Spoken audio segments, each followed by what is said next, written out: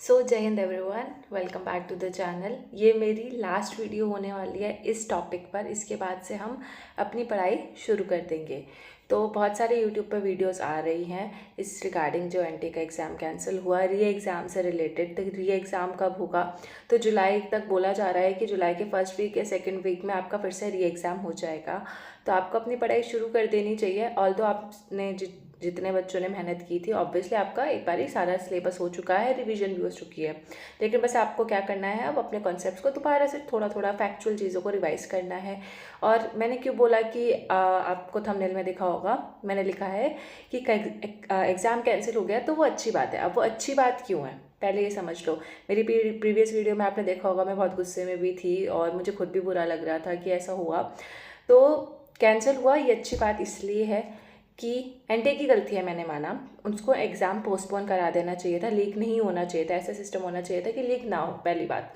ठीक है, तो इस बात से तो आई एग्री। पर कैंसिल किया ये अच्छी बात है, क्योंकि अगर अदरवाइज़ कैंसिल नहीं हुआ होता और हमें नहीं पता चलता कि एग्ज़ाम लीक हुआ है, तो जिन बच्चों ने पेपर खरीद लिए थे, राइट, और वो हमसे ज़्यादा मार्क्स ला के एग्ज़ाम क्लियर कर लेते, और हमारा अच्छे करने के बावजूद भी एग्ज़ाम क्लियर नहीं होता। क्यों? क्योंकि कट ऑफ हाई जाती। इनफैक्ट मुझे पता चला कि 97-98 क्वेश्चंस तक ठीक है बच्चों के 100 में से। 100 यानी कि पेपर 2 में 100 क्वेश्चंस आते हैं ना, उसमें 97-98 क्वेश्चन तक बच्चे ठीक करके आए हैं, क्योंकि उनके पास पेपर था, ऑलरेडी लीक हो चुका था, राइट। और मैंने आपको अपना इंसिडेंट भी बताया था कि जो दिल्ली का एग्ज़ाम सेंटर था, वहाँ पर क्या हुआ था, ब्लू टिक लगे हुए थे। और ऐसे एक सेंटर नहीं, बहुत सेंटर से अलग अलग न्यूज़ आ रही हैं अब, राइट। सो हमको ये अच्छा संतुष्टि महसूस करनी है कि अगर आपका 110 क्वेश्चन भी ठीक हो रहे थे ना, तब भी आपका जेआरएफ नहीं होता।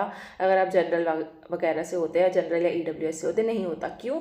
क्योंकि उससे भी ज़्यादा कट ऑफ जा सकती थी। ठीक है, और तो मैंने कट ऑफ के मैथ्स वगैरह बताए थे, लेकिन वो मैंने इसलिए बताया था क्योंकि मुझे नहीं पता था कि पेपर लीक हुआ है, राइट। और अगर टेलीग्राम पे कुछ पेपर बिक भी रहे थे तो हमने उस पर विश्वास नहीं किया था कि लीक हुआ होगा, है ना। तो उस बेसिस पे मैंने बोला था।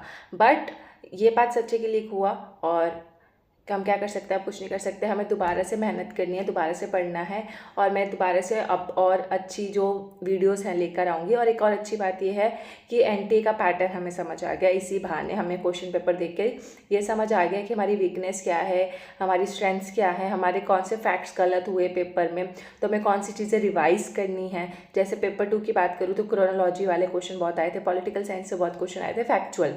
ठीक है, तो हमें आपको पता चल गया, अच्छा मैं इसमें वीक हूँ, मैं इसमें प्रैक्टिस कर सकता हूँ। ऑल्दो मेरी मानो तो क्रोनोलॉजी वाले क्वेश्चंस अब दोबारा नहीं आने वाले। एजर्शन रीजनिंग आएगा, स्टेटमेंट आएगा, जहाँ तक मुझे लगता है। क्योंकि एनटीए भी अगर एग्जाम कंडक्ट कराता है या कोई और एजेंसी भी आती है, तो वो दोबारा पागल तो है नहीं कि दोबारा वो क्वेश्चन रिपीट करेगी या दोबारा क्रोनोलॉजी लेकर आएगी। क्योंकि अब बच्चों को पता चल चुका है ऑलरेडी कि ऐसे क्वेश्चन आ रहे हैं, तो वो सारे वही प्रैक्टिस करके जाएंगे। और नहीं आया तो फिर आपको दुख भी होगा। तो आपको सिर्फ उस पर स्टिक नहीं रहना कि अच्छा ये आया तो दोबारा से ये आ जाएगा। एनटीए को कोई प्रेडिक्ट नहीं कर सकता, पहली बात। ठीक है, तो आप अब क्रोनोलॉजी वाले करने मत बैठ जाना। ऑल तो मैं करवा दूंगी, to be on the safe side. ठीक है, ट्रिक से याद कर लेंगे हम सारी चीज़ें, prime minister, vice president, Lok Sabha के स्पीकर, राज्यसभा के स्पीकर, चीफ जस्टिस, ये सब। बट कोशिश रहेगी कि बाकी चीज़ों पे हम ज़्यादा फोकस करेंगे, और जितने हो सकता है शॉर्ट ट्रिक्स से जो जो फैक्चुअल चीज़ें हैं मैं याद करवा दिया करूँगी। और कुछ जो इंपॉर्टेंट टॉपिक्स है उसका हमको और टाइम मिल गया है, मैं वीडियो बनाती रहूँगी बीच बीच में। लेकिन ये लास्ट टॉपिक है इस के ऊपर, एनटीए के एग्ज़ाम कैंसिल के ऊपर। मेरे को कोई व्यूज़ के लिए नहीं चाहिए। आपको भी दूसरे जो लोग बना रहे हैं उनसे डिस्ट्रैक्ट नहीं होना है, अपनी पढ़ाई पे दोबारा ध्यान दो। को आपको एग्ज़ाम क्लियर करना है, राइट। तो अगर कोई भी एग्ज़ाम कंडक्ट कराता है तो आपको एग्ज़ाम देना ही पड़ेगा, आपके पास कोई चॉइस नहीं है। एजुकेशन सिस्टम से विश्वास उठ चुका है, मानती हूँ, बट आपको देना तो पड़ेगा ही। ठीक है, जो सीरियस कैंडिडेट्स हैं वो तो देंगे ही। प्लस अच्छी बात यह है, आपको पैटर्न पता चल गया, आपको कुछ क्वेश्चंस पता चल गया। आपको आप ऐसे मान लो ना, आपका मॉक टेस्ट था ये एक तरीके का, जिससे आपको बहुत सारी चीज़ें सीखने को मिली कि मैंने यहाँ गलती कर रही थी, मेरे डीआई में टाइम नहीं बच रहा था, ओएमआर भरते टाइम मैंने ये गलती की थी, तो अब मैं उसको कैसे सुधारूँ। तो ये एक आप पॉजिटिव एस्पेक्ट लेकर चलो। बोलते हैं ना, हर चीज़ का एक बुरा होता है और एक अच्छी मतलब अच्छा साइड भी होता है। तो आप अभी अच्छा साइड लेकर चलो। प्रोटेस्ट वगैरह तो ठीक है सोशल मीडिया तक, लेकिन मैं नहीं बोलूँगी कि जाओ या जो भी।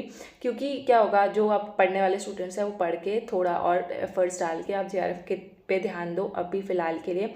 जो कर रहे हैं टीचर्स हमारे लिए कर ही रहे हैं, अलग अलग कोचिंग के वो प्रोटेस्ट कर रहे हैं, जो बच्चे दूसरे नीट के हैं वो भी प्रोटेस्ट कर रहे हैं, और ऑलरेडी प्रेशराइज हो चुका है यूजीसी पे भी, एनटीए पे भी, हर जगह, ठीक है। सो आपको टेंशन लेने की ज़रूरत नहीं है, आपके हाथ में आपकी मेहनत है, आपकी पढ़ाई है, वो आपको दोबारा से स्टार्ट कर देनी है और रीस्टार्ट करना है बेसिकली। तो हम सब आपके साथ हैं। एंड अब पढ़ाई की बात ही करेंगे इस चैनल पे, और कुछ बात नहीं होगी। और आपको बस पॉजिटिव एक्सपेक्ट लेकर चलना है, और गुस्सा नहीं होना, डिप्रेस नहीं होना।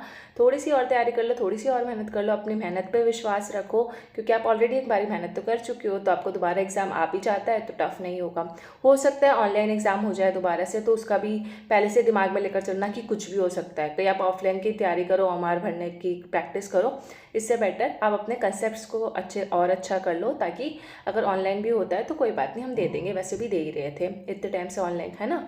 सो वो चीज़ सोच के रखनी है आपको। और बस इतना ही बताना था कि आपकी कट ऑफ हाई जाती और आपका एग्ज़ाम रह जाता इतने अच्छे मार्क्स करने के बाद। एक बस ये था, सोच के चलो कि जो हुआ अच्छा हुआ, क्योंकि अगर मेरा JRF रह जाता और मैं इतने अच्छे मार्क्स लेकर आते 110 क्वेश्चन, 115 क्वेश्चन भी ठीक करने के बावजूद JRF नहीं मिलता, सोचो, ठीक है। और जिन्होंने पेपर ले लिया था और उन्होंने और अच्छा कर लिया था तो उनको मिल जाता।